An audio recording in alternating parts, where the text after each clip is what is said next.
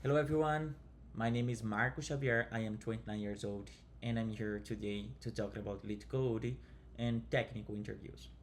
So I'm here, first of all, to show you 15 steps that you can follow to get success while you are doing a technical interview or when you do a technical interview. Before we start, I would like to say that it's a pleasure to be here. It's a pleasure to be recording this video specific in English because it's not my native language, and one day I dream that I could be able to speak English, and today I'm recording a video in English and something amazing for me. So let's go. Let's talk about LeetCode. So imagine that in a technical interview we have a LeetCode two-sum where you have to solve this and to explain to the interviewer what you are doing and what you are thinking about this exercise, and you have to get out the important aspect of this to answer this. And these 15 topics that I'm going to show to you will help you very much to give the best answer and to have a good experience. I'm going to upload more videos about LeetCode, and all these videos I will use these steps to answer the LeetCode. Okay, there are the steps that you have to follow, and you are going to go one by one to understand the question that it was asked on the LeetCode. So okay, going back in here to exercise, the first thing that we have to do is to read the exercise and understand what you have to do. In some case, technical live coding, technical interviews or live coding, the interviewer could, for example, speak the exercise, and you have to write down what is important to solve the problem. And in other case, you can receive the exercise by text, and you can really understand what you have to do. So let's really get an array of integers, nums, and an integer target, a turn in the sets of the two numbers such they added up to target. Okay, you may assume that each input have exactly one solution, and you may not use the same element twice. What is important for me here, like for example, I have here important informations. I have the type of the return and I have the type of the inputs. So for this example here, I don't need to take care about that. I don't need to ask what I have to answer, what I have to return, what I will have as input, because it's described here. It's described here. But in the case that you don't have it, in the case that you don't have this kind of information, of course that you have to pay attention and ask for the interviewer what kind of inputs and what kind of output we will have on your algorithm. Okay, so what I'm going to put here that I can't forget is that I have an exactly one solution, and I have here I can't use the same element twice. So this for me is the most important informations in the beginning of the exercise. And I have here some examples of the inputs and outputs that you have, and it's about the second topic that you have in our list of 15 uh, hints that you have to follow to have a good technical interview and to answer LeetCode in the better way.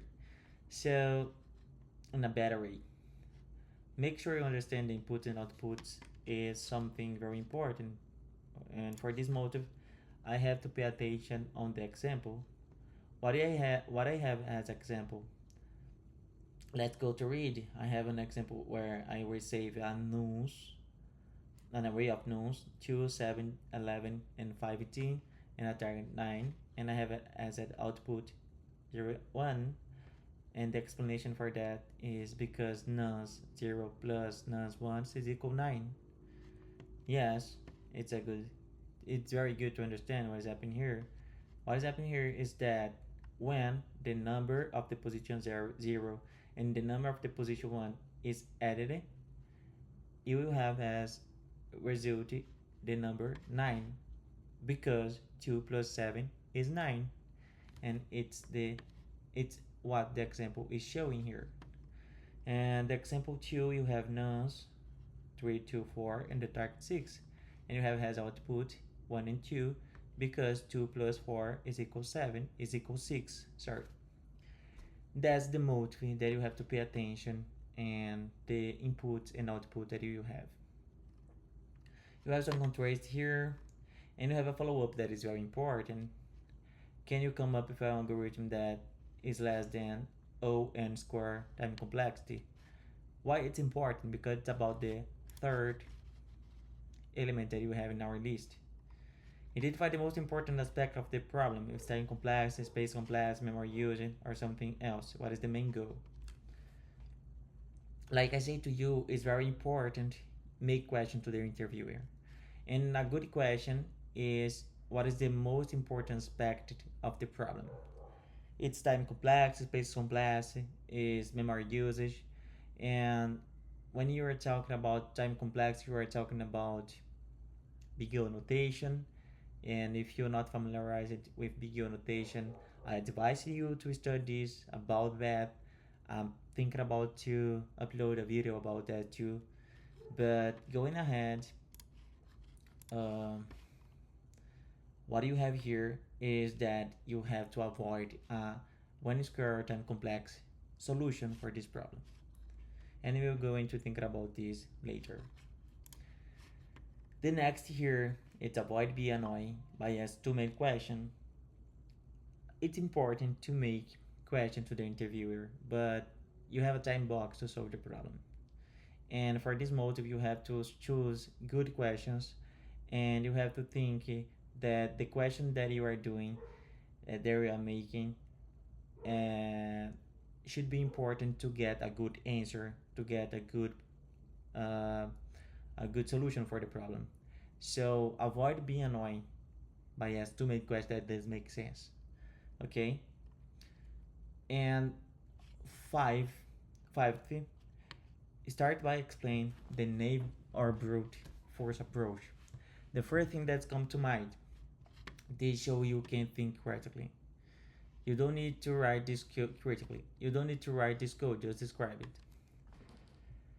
Okay, when you are solving a problem for LeetCode and you receive the first time this kind of exercise, or you are your first time solving this problem, normally you think in not the best code to solve the problem. You try a brute force approach. It's approach that will solve the problem, but not in the best way the problem could be solved.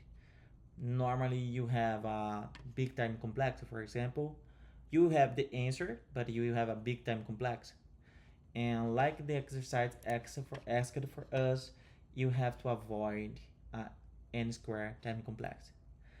But okay, you have to start, and it's okay if you start and explain that the first thing that you think to this is a nested loop, for example.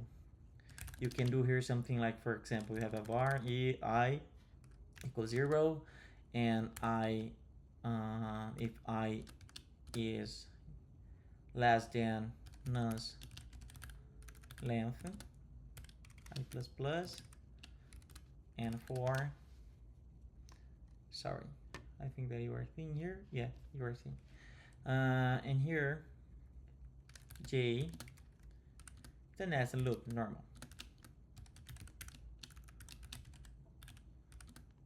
j plus plus.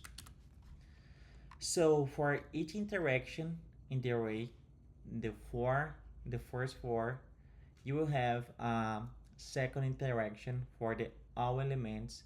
Verify if the next element is the element that is in the first array plus each element of the array will be equal to target. So you have here something like, if nums of the position of the first interaction plus nums element of the position of the second interaction is equal target.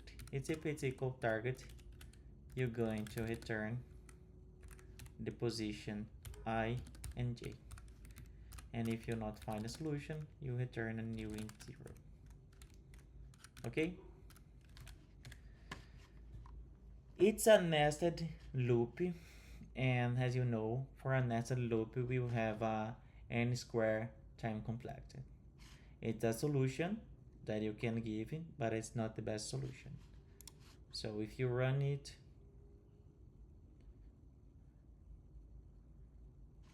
okay, I get a wrong. Okay, I get a wrong answer here. As you can see, uh, it passed in the first case, but not passed in the second case. And why it doesn't pass in second case? Because it returned an output 0 and 0. And like was explaining here on the exercise, and I put some note here, I can't use the same element twice. What I have to do here to avoid this problem. And if you are coding with me, pause the video and try to do by yourself. But I'm going to solve here, and what you have to do here is to put a condition here that the element that I'm comparing here on the second for shouldn't be equal I. So I shouldn't be equal j. Okay, because you can't use the same element twice. I'm going to run here again. Okay, now I have the answer. But by the way, you have to think another solution because it's not the best approach. Okay, so let's check here the step 6. Explain why this approach is not the best. For example, it has O(n) square complex or not sorry readable, etc. And it's what I say to you. You have here a time complex n square because you have a nested loop. It means that for each element of the array, you have a square quantity of operations. If you have, for example, 4 elements, you have 16 operations.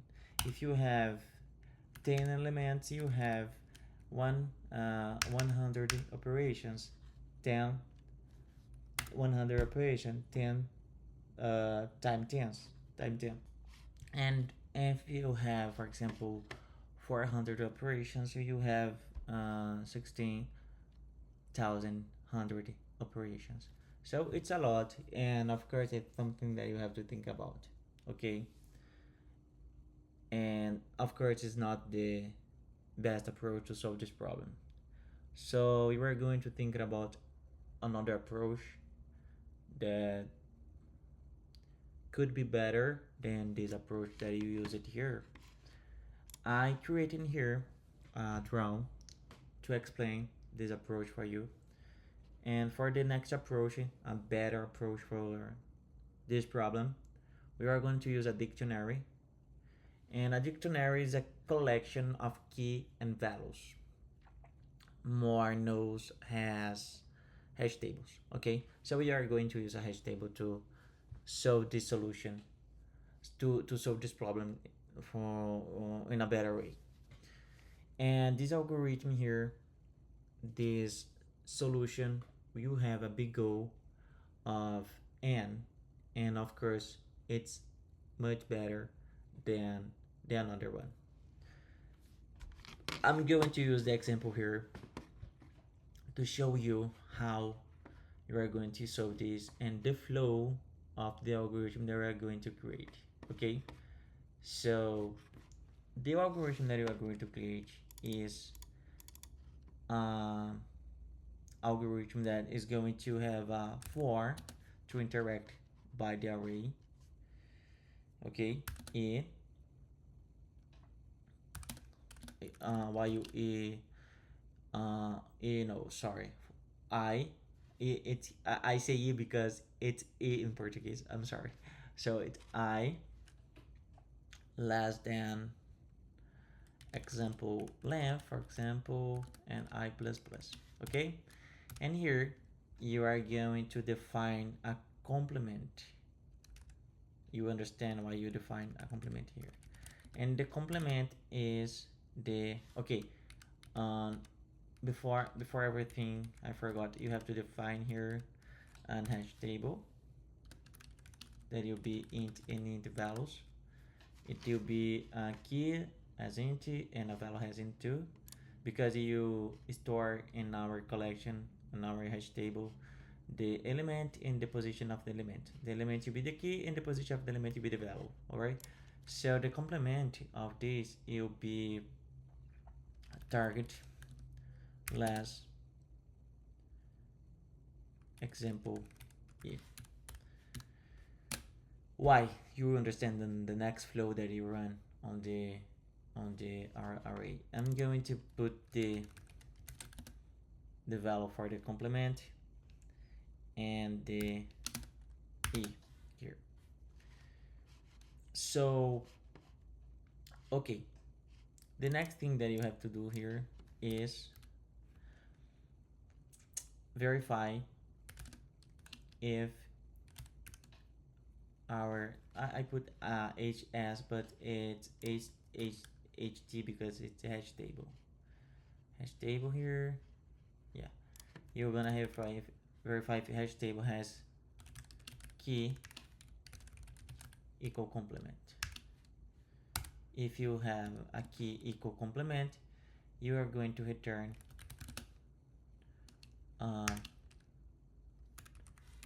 complement and e.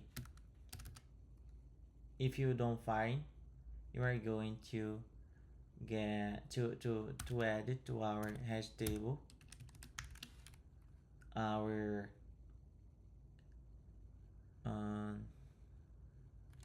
example I, that is the element, and e. So the first time that it runs, what you have here on the hash table, you have 2 and you have in the value 0. Okay, and the first time that it runs here, you have on the complement the target 9 less 2, that will be 9 less 2 is 7.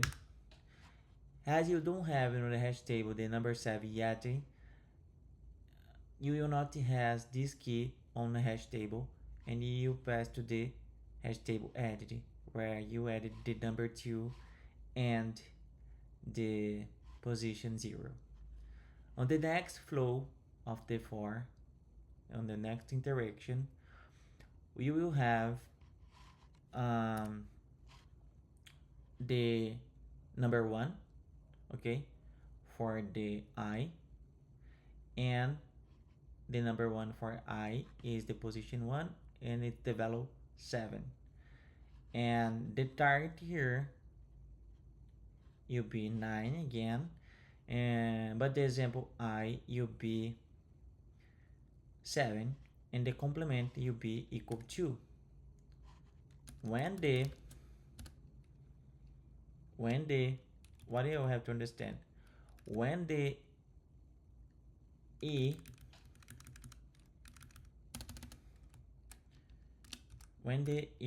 is 0, the complement is equal 7, but when the I is 1, the complement is 2. Okay, because 9 less 7 is equal to. And when I trying to find in a hash table a key equal to, you have here a key equal to. Perfect. And you return the value defined for this key, that is the position 0. So you answer the position 0 and the position 1, because when you are in the interaction for the element of the position 1, you will have a complement that is the position 0, that is 2. Okay, and here I will return the complement, and I will return the positions for the numbers that added up is equal to target. I'm going to create the algorithm and you understand better. So I'm going to erase here everything. Okay, let's go. I'm going to define a dictionary. I forgot to read here the approach, but before code, outline this step you plan to take in your solution. Okay, I define in here the steps. I did here the step for 8. I define in here the step that I'm going to to to code to my solution. It's the step 8. So I made you understand why the nested loop is not the best approach for this solution, and now I'm going to create a better solution and explain here by a draw. It's a good way to explain why the solution is good and what is the step that I'm going to execute to solve this. So okay, I'm going to create a hash table. It will be a dictionary.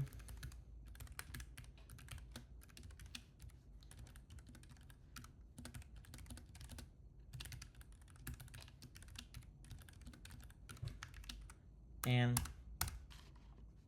I'm going to interact by the array of nonce with a for.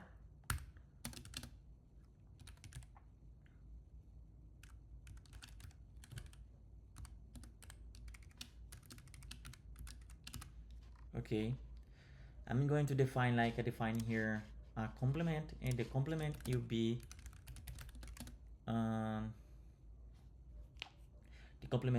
target less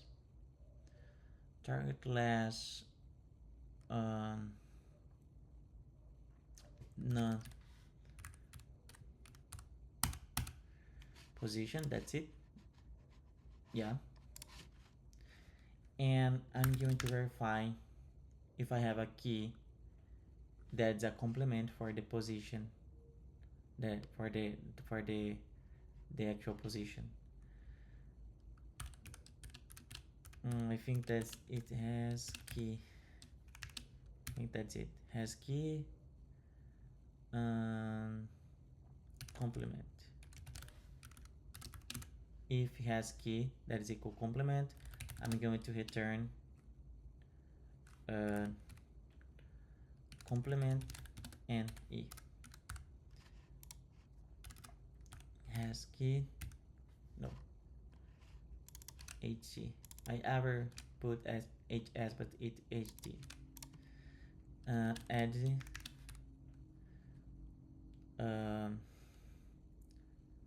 none E and E. For the next interaction you have, I have the right complement for that, like I define it here. If it not get me an answer on a good result, I'm going to return the new int 0. Okay, I'm going to run this. Let's see if I have some syntax error. Okay, a syntax error here. Has, let's see here to understand. Dictionary has key. How to check it? Dictionary has key here in C#. Sorry for that. It should not happen the exercise, but here I have this problem. Sorry.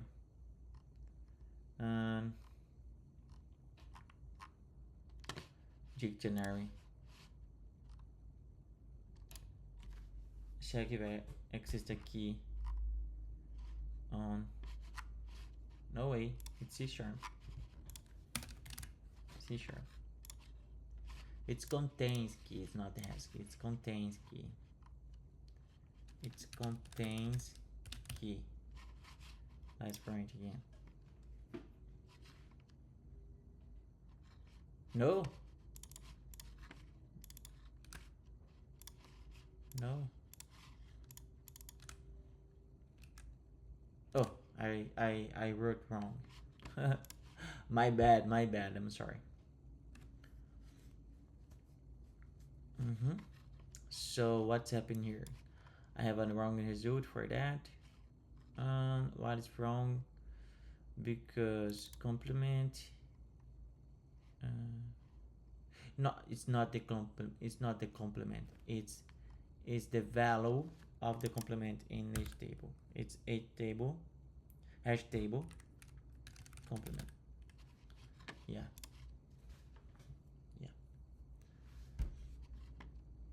Yeah, and it's here.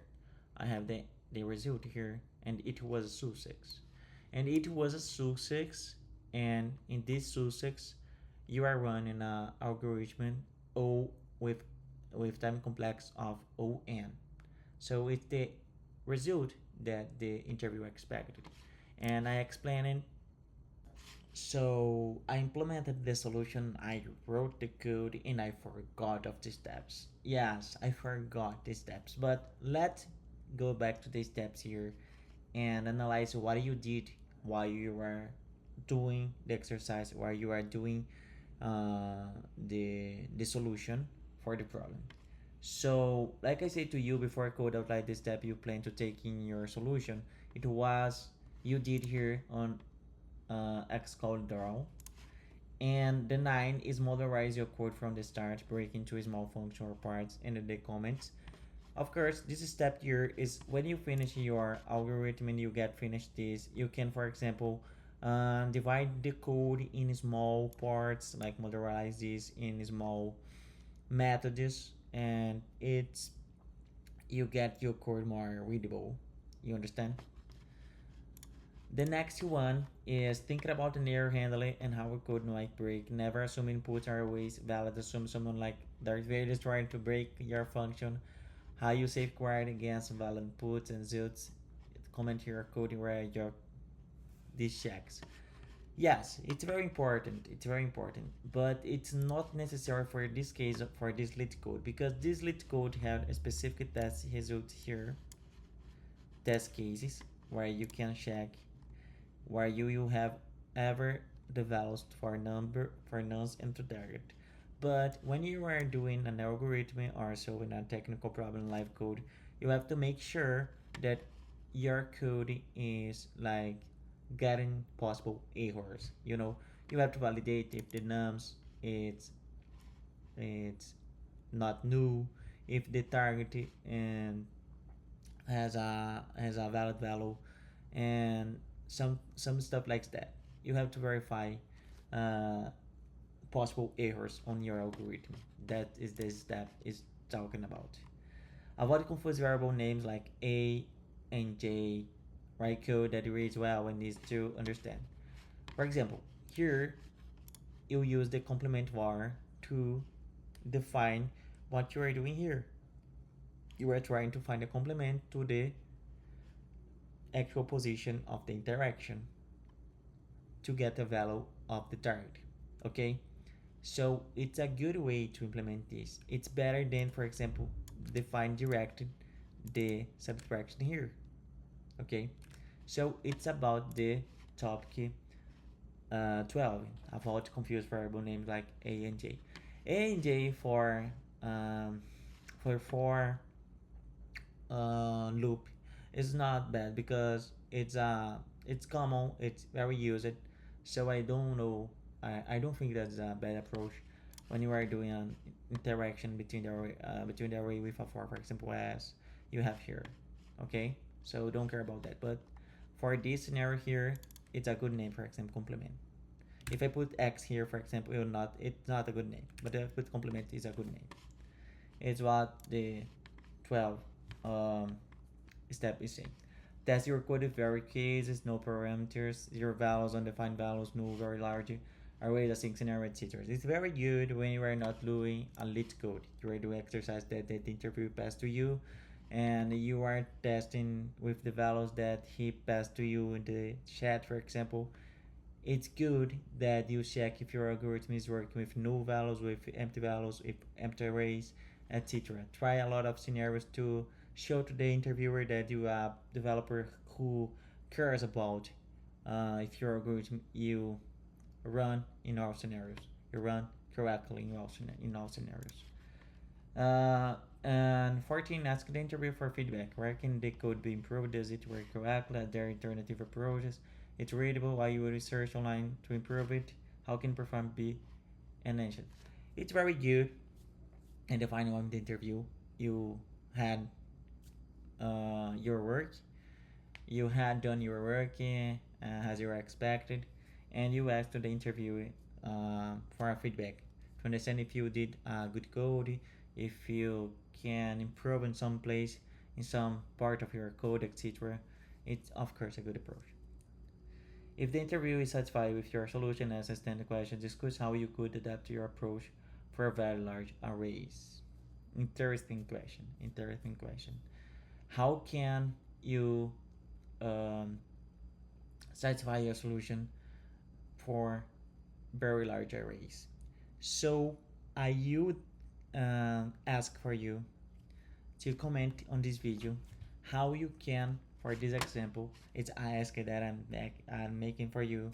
Please let me know how you can, for this example here that you have for this exercise, solve the problem for very large arrays.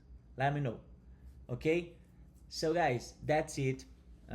This was the these were the these are the 15 steps by steps that you can use on your live code interview or you're challenging for LeetCode. And like I said, it's the first one video that I'm recording in English that I'm trying to show to you how is the best way to answer a question of LeetCode. Okay, so of course I will upload more videos.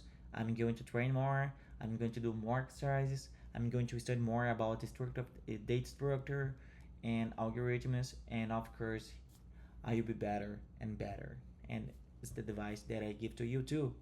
Practice, because code is amazing. Develop coding, develop software is something very good. And I feel that I'm very you know glad for this. Okay, so thank you very much. Have a nice one. Bye bye.